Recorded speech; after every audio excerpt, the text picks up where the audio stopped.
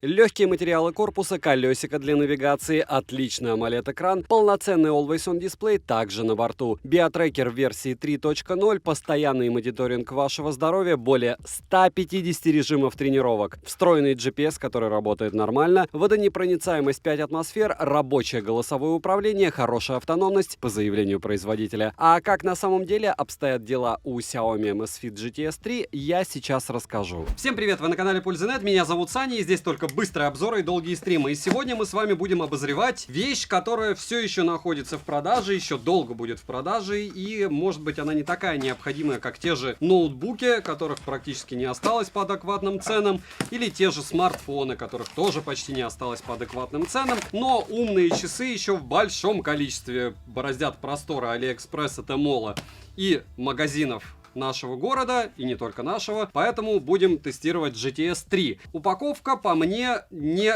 фонтан. То есть раньше у них все было значительно презентабельнее. Здесь они обещают 150 спортивных режимов. И напоминаю, что на канале есть поддержка. Телеграм-канал взаимопомощи, там больше 6000 человек. Телеграм-канал скидок, который все еще активен, и я туда не скидываю просто абы как. Я пытаюсь выискивать то, что интересно, то, что еще более-менее является выгодным, и после этого туда сбрасываю. Никаких там удлинителей, либо крючков, или кошачьего корма нет. Поэтому подписываемся, не забываем подписываться еще на Яндекс.Дзен, потому что если вы не умеете пользоваться VPN, у меня есть там дублирующий канал. Возможно, что-то у Amazfit поменялось, но понятно, с кого они что копировали. Довольно крупные рамки, довольно тонкие часики, гарантия на русском языке, и кабель для зарядки у нас здесь нет, с коннекторами. Не магнит, печаль. Ну ладно, кабель длинный. Кабель часы держит. Я не знаю, кто, правда, в таком положении их заряжает, но очень многие проверяют для чего-то. На 45% у них заряд, плоский экран хорошо, безеля, разумеется, нет. В принципе, то же самое, что в яблоке. Хотя рамки довольно большие, здесь тоже не маленькие. Напоминаю, что это 7-е. Качество ремешка. Внешне он хуже, чем тактильно. Тактильно довольно адекватный. Все это дело я подключу, протестирую и расскажу вам, что, где, как изменилось, как они себя ведут, есть ли у меня еще какие-то нарекания и какие подводные камни. Почему? Потому что функции здесь не космос, это не версия Pro. Подключается все довольно просто и быстро. Вы по QR-коду скачиваете программу, и дальше они уже все решат, обновятся. По весу с ремешком 39 граммов и без ремешка 24 грамма 42 миллиметра. На 38 толщина очень даже адекватно должна быть, всего 10,6 миллиметра. Очень даже хорошо. И ремешок тем, кто приобретать собирается сразу с ремешками, 20 миллиметров. С какими проблемами я столкнусь, я вам расскажу. Смотрим.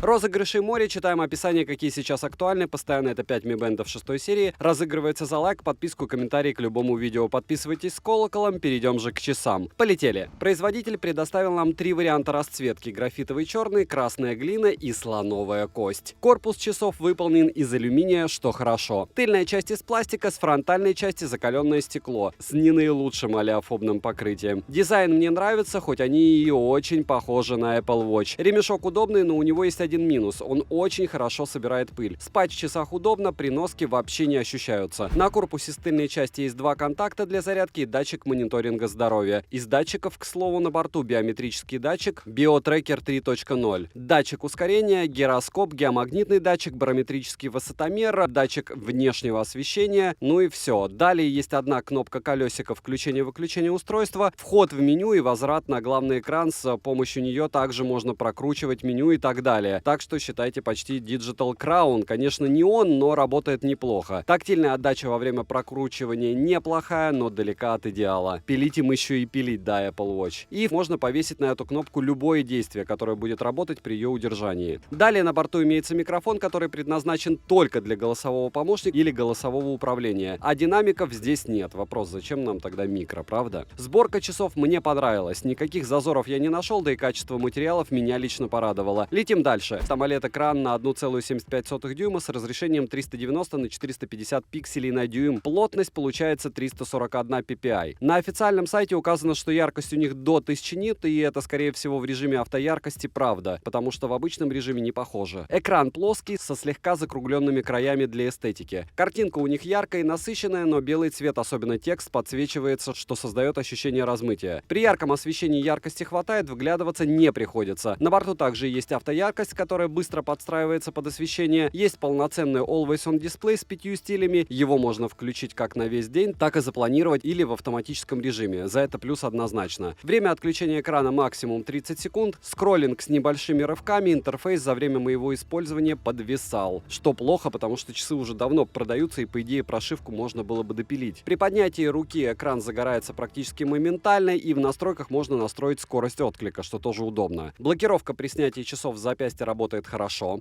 Далее, циферблатов на самих часах 8 штук. Они также имеют свой функционал. К примеру, на одном из циферблатов можно сразу с главного экрана запустить секундомер. И их можно прямо с часов настроить прямо под себя, что хорошо. В приложении есть циферблаты, но их немного, и свою фотографию поставить на заставку можно, что плюс. Анимированные циферблаты на борту, также есть персонализация меню с 3 темами. С главного экрана по свайпам вам доступно снизу вверх уведомления, сверху вниз панель быстрого доступа, которую можно настроить под себя. Заряд аккумулятора показывает в процентах. Далее свайп слева направо и наоборот. Виджеты, которые также можно настроить в приложении. Меню не маленькое, поэтому перечислю основное. Это перманентный мониторинг сердцебиения, кислорода и крови и стресса. Далее мониторинг сна и сон считывают они неплохо. Пульс и кислород в крови у воздуха не считают, а на руке показатели приближенные к реальным, что хорошо. Есть управление плеером для регулировки громкости и переключения треков, воспроизводимых на смартфоне. Конечно же, на борту стандартное приложение, такие как календарь, будильник, а калькулятор нужно устанавливать через приложение. Но хорошо, что такая возможность вообще есть. Часы многозадачные, секундомер и таймер можно запускать в фоновом режиме. Далее есть удаленная фотосъемка, такая вот Bluetooth кнопкой. Также завезли приложение барометрический высотомер, компас, мониторинг менструации и подобное. С этим делом разобрались. Летим дальше. Загрузить музыку или медиаконтент на часы не получится, хоть и есть память, но она предназначена для установленных приложений. Операционная система Zepp OS версия 1.0 к Wi-Fi не подключается. Bluetooth версии 5.1 подключить нагрудный датчик или даже наушники возможности нет. Связь с устройством, с которым они в паре, держат стабильно и без причины не отваливаются. Вибромоторчик хороший, но настроить силу вибрации нельзя. Разговаривать с часов возможности нет, только сбросить вызов. Уведомления приходят с задержкой в 3 секунды, длинный текст посмотреть можно. Смайлики отображаются, но не все. Ответить на сообщение каким-то способом нельзя. Уведомления из соцсетей не приходят, во всяком случае у меня. Голосовое управление работает и хорошо, но не на русском языке. Я использовал английский. Кто знает, как завести русский, сообщите, пожалуйста, в комментах. Голосовой помощник Alexa на борту. Тренировок более 150 режимов и плавание есть. Во время тренировки также доступен плеер для удобства, но свернуть тренировку не получится, так как часы сразу же предлагают приостановить тренировку либо поставить на паузу. Распознавание активности есть для 8 видов. Из навигации на борту GPS GLONASS, Galileo, BDS, QZSS. Местоположение определяют быстро. Погрешность около 2-3 метров. Далее. Емкость аккумулятора 250 мАч.